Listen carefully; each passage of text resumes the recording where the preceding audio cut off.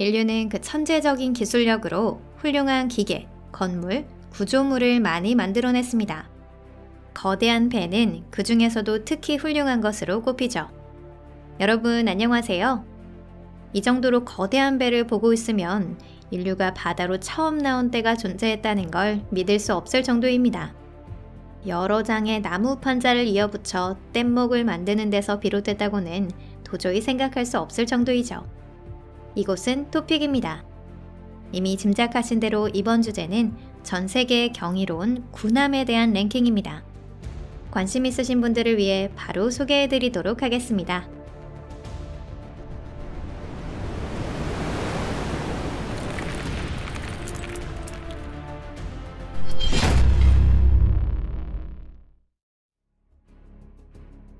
쿠준의 초프급 항공모함 랴오닝, 중국. 이번 순위에서 먼저 소개할 건 중국 해군의 항공모함 랴오닝함입니다. 압도적인 외관도 그렇지만 그 기구한 운명에도 흥미로운 점이 많은데요. 건조가 시작된 건 1980년대 우크라이나였습니다. 당시엔 우크라이나 소비에트 사회주의 공화국으로 불리며 소련을 구성하는 공화국 중 하나였는데요. 당초 배의 이름은 바랴그가 될 예정이었습니다. 소련이 붕괴한 직후 우크라이나는 이 배를 중국에 매각하기로 했습니다. 매각 계약이 드디어 체결된 건 1998년이 되어서인데요. 당초 중국 측은 이 군함을 평화 목적으로 사용할 계획이었고 해상 카지노로 개장할 예정이었습니다. 하지만 이후 항공모함으로 중국 인민해방군 해군에 편입되며 랴오닝이라고 명명되었습니다. 랴오닝함은 현재 중국 해군에 2척밖에 없는 항공모함 중 한 척입니다. 몇 번이나 대규모 개보수를 실시해야 했지만 현 시점에서도 현역으로 활약하고 있습니다. 게다가 배로서 아직도 기록을 유지하고 있죠. 비행 갑판 길이로는 미 해군의 항공모함 제럴드 R 포드에 이어 세계 2위를 차지하고 있습니다. 만에 하나 중국이 갑자기 대규모 분쟁에 연루된다면 랴오밍은 그야말로 바다의 요새가 될 것입니다. 작은 나라라면 아마 단 한 척으로 그 나라 전체를 공포에 떨게 할 수 있을 겁니다. 레나이급 미사일 구축함 우시암, 중국. 중국 해군의 또 다른 자부심이라고 할 수 있는 건 바로 중국에서 05호형 구축함이라고 불리는 레나이급 미사일 구축함입니다. 이보다 큰 구축함은 미국의 주말 특급 미사일 구축함밖에 없을 정도입니다. 적에게 막대한 손해를 끼치는 능력을 갖고 있어 많은 전문가들 사이에서도 세계 최강의 구축함이라고 불리는데요. 이 구축함에는 미사일 외에 함재기도 탑재 가능합니다. 대잠 헬기나 초계 헬기를 2대 탑재할 수 있는 경납고가 구비되어 있고요. 이를 통해 해상에서 진정한 올라운더가 될 수 있는 겁니다. 레나이급 미사일 구축함 중 1번함인 남창함은 2017년 진수에 2020년 취역했습니다. 가장 최신의 것은 금년 3월에 취역한 우시이고요. 현재 총 6척이 배치되어 있고 2척이 곧 추가될 예정입니다. 아키텐급 구축함 알자스, 프랑스. 프랑스 해군은 길고 영광스러운 전통을 자랑하며 과거에는 세계 주요 해양국가, 식민지 제국의 일각을 차지했습니다. 프랑스인은 그 영광을 항상 굳게 믿었고 의심치 않았죠. 그리고 제2차 세계대전 중 프랑스가 히틀러에게 항복했을 때 흥미로운 일이 일어났습니다. 프랑스 동맹국인 영국이 굳이 동족전쟁을 선택한 것인데요. 카타파르트 작전에서 나치의 손에 넘어가지 않도록 프랑스 해군 함정을 다수 파괴했습니다. 이것은 물론 비극이지만 최고의 선택이었습니다. 그렇지 않았다면 히틀러는 막강한 프랑스 함대를 거느리고 영국을 침공했을 것이고 전쟁의 추세도 달라졌을 겁니다. 조금 이야기가 새버렸네요. 현재 프랑스 해군의 기함은 세계 최고봉 항공모함 샤를드 골입니다. 정말로 세계의 초유명인 같은 존재로 어디서나 저마다의 정보가 넘쳐 흐를 정도인데요. 하지만 프랑스 해군에는 샤를드골 외에도 다임무 프리겟을 뜻하는 프렘 계획 아래 건조된 근사한 배가 있습니다. 이 강력한 프리깃함에는 최신 제어 시스템이 탑재되어 있으며 승무원은 108명까지 태울 수 있습니다. 미국의 유명한 토마호크 다음가는 사정거리를 가진 매우 강력한 미사일을 탑재하고 있습니다.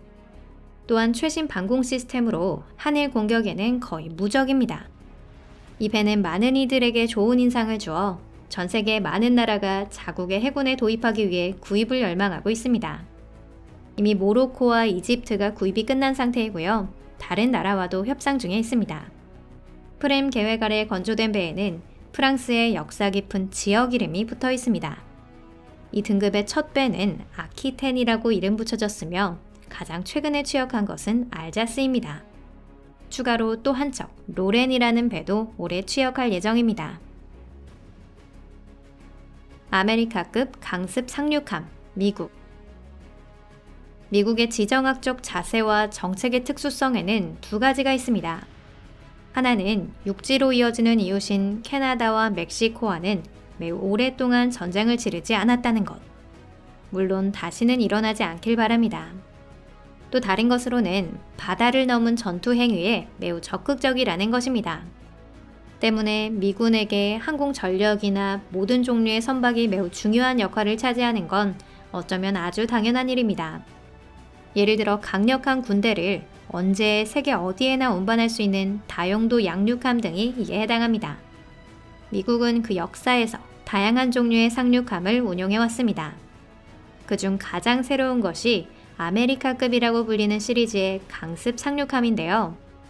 매우 뛰어났던 와스프급은 이미 시대에 뒤떨어져 그 후계함으로 만들어진 것입니다.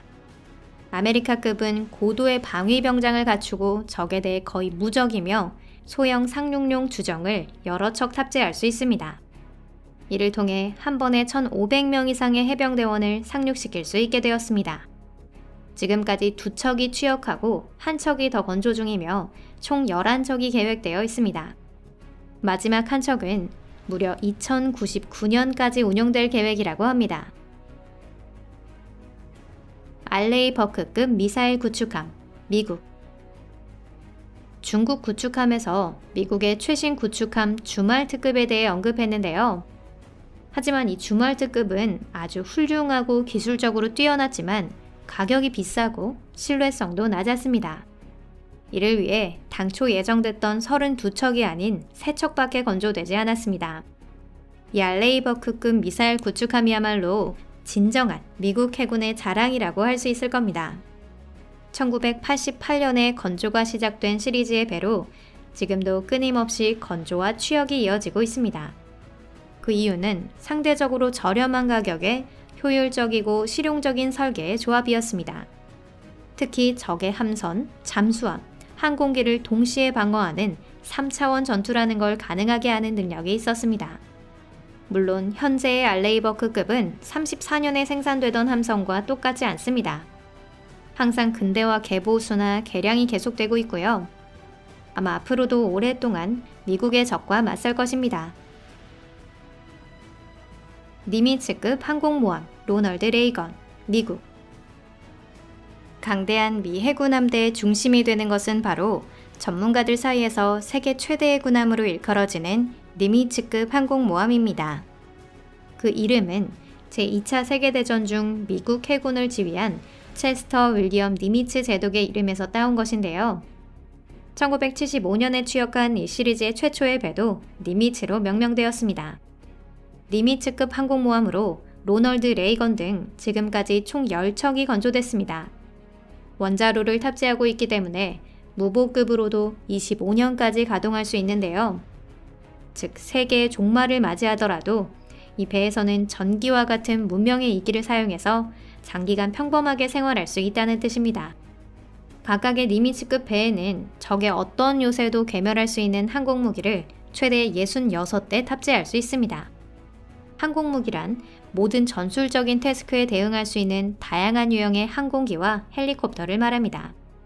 현재 니미츠급을 대신해 제럴드 R 포드급과 같은 더욱 위협적인 항모로의 치환이 진행되고 있는데요. 하지만 지금까지 한 척밖에 치환되지 않았기 때문에 니미츠는 앞으로도 오랫동안 미국을 위해 싸울 것입니다.